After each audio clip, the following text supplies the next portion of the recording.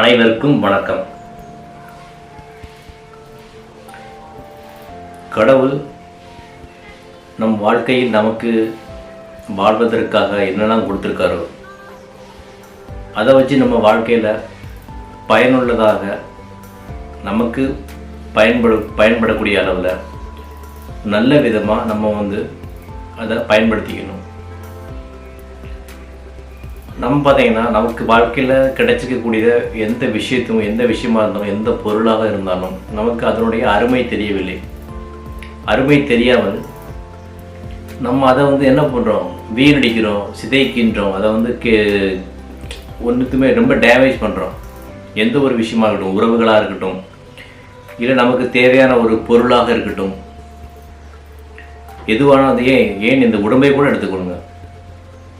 இந்த உடம்பு கூட இருக்கும்போது உடம்பு மனிதன் தன்னை பற்றி அறிவதற்கு, ஞானம் அடைவதற்கு,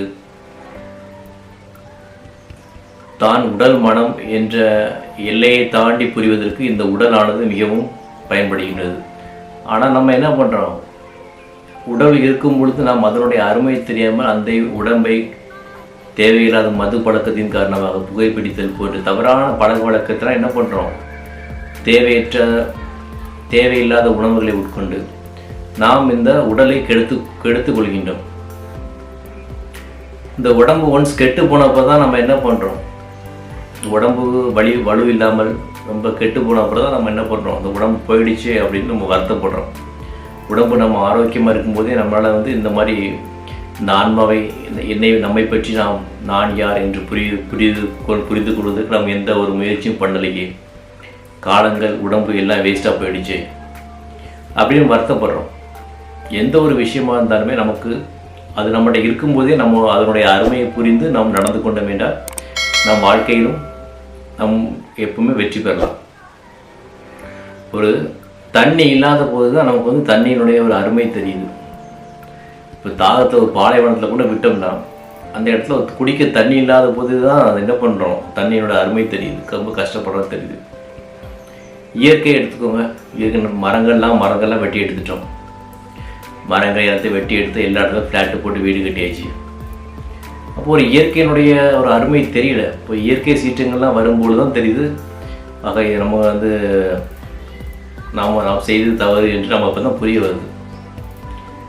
அப்போது இந்த இயற்கை தன்னுடைய சீற்றத்தை வெளிப்படுத்தும் பொழுது தான் என்ன பண்ணுது, நமக்கு அதனுடைய இயற்கையினுடைய அருமை தெரியுது. அதே மாதிரி நம்ம எந்த ஒரு விஷயமா இருந்தாலும் நாம் பெற்றோர்கள்லாம் நிறைய பேர் பார்த்திங்கன்னா பெற்றோர்களை மதிக்க மாட்டேங்கிறாங்க. அவங்க அடிக்கிறாங்க, எல்லாம் பண்ணுறாங்க.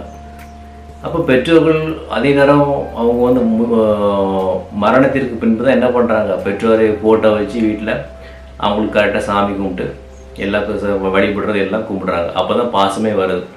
உயிரோடு இருக்கும் பொழுது அவர்கள் மீது பாசம் இல்லை, அவர்களை அடிப்பது உதைப்பது எல்லாமே பண்ணுறாங்க. மரணம் அடைந்த பின்பு நாம் அப்படி செஞ்சிட்டோமே, தவறு செஞ்சிட்டோமே வருந்திட்டு இருக்காங்க. வருந்தி அவங்கள என்ன பண்ணுறாங்க, முடிஞ்சது தான், அதில் எந்த பயனும் இல்லை. அதனால் எந்த ஒரு விஷயமும் நம்ம இருக்கும்போதே நம்ம அதனுடைய அருமை பெருமைகளை உணர்ந்து நாம் நடந்து கொண்டோமே என்றால் நம்ம வாழ்க்கையை நாம் வெற்றி பெறலாம். அதனால் பார்த்தீங்கன்னா டெய்லி ஒரு 5 நிமிடம் கண்களை மூடி நம்ம என்ன பண்ணணும், கடவுளை வணங்க வேண்டும். கடவுளை வணங்குறதுனா உங்களுக்கு பிடிச்ச ஒரு நம்பிக்கையான ஒரு மனிதனையோ கடவுளையோ ஏதோ ஒரு கடவுளை நினைத்து, நான் பிறருக்கு எந்த தீங்கும் செய்ய மாட்டேன், நான் வாழ்வில் பிறருக்கு உதவி பண்ணுறேன் இல்லையோ பிறருக்கு எந்த தீங்கும் செய்ய மாட்டேன் அப்படியே நம்ம மனதுக்குள்ளே கண்களை மூடி ஒரு 5 நிமிஷம் சொல்லிட்டு மனசு நினைச்சிட்டாலே போதும். அந்த ஞானமானது நாள் போக போக இந்த ஞானமானது நமக்கு வர ஆரம்பிக்கும். இது போதும். இதை விட்டுட்டு நம்ம கண்களையும் மூடி பல மணி நேரம் தியானம் பண்ணி மூச்சை இழுத்து பிடிச்சி மூச்செல்லாம் இழுத்து பிடிச்சி அமைக்க பிடிக்கிறாங்க. அதெல்லாம் தேவையில்லாத ஒன்று. 5 நிமிடம், தினமும் 5 நிமிடம் கண்களையும் மூடி நமக்குள்ளே நாம் என்ன பண்ணணும், பிறருக்கு எந்த கெடுதலும் செய்ய மாட்டேன், நினைக்கவும் மாட்டேன், அந்த மாதிரி நமக்குள்ளே பாசிட்டிவாக நமக்குள்ளே வரும்போது மனம் தூய்மை அடைகின்றது. மனம் ஒன்ஸ் தூய்மை அடைஞ்சிட்டனால என்ன ஆகுது, மனதுக்குள் அமைதி வருகின்றது. அந்த அமைதி தான் நமக்கு வாழ்க்கையில் தேவை. அந்த அமைதியோடு நம்ம வாழ்க்கை எந்த விஷயத்தில் நம்ம ஈடுபட்டாலும் அந்த செயலானது, அந்த விஷயமானது கண்டிப்பாக வெற்றி பெறும். அதனால் பார்த்திங்கன்னா எந்த ஒரு விஷயமும் நமக்கு இருக்கும்போதே அதை நம்ம என்ன பண்ணணும், நல்ல முறையாக பயன்படுத்தி வாழ்க்கையில் அது அருமை பெருமைகளை உணர்ந்து நாம் அதனோடு சேர்ந்து வாழ்க்கையை வாழ வேண்டும். நல்லபடியாக வாழ்க்கையை பயன்படுத்திக் கொள்ள வேண்டும். அனைவருக்கும் நன்றி.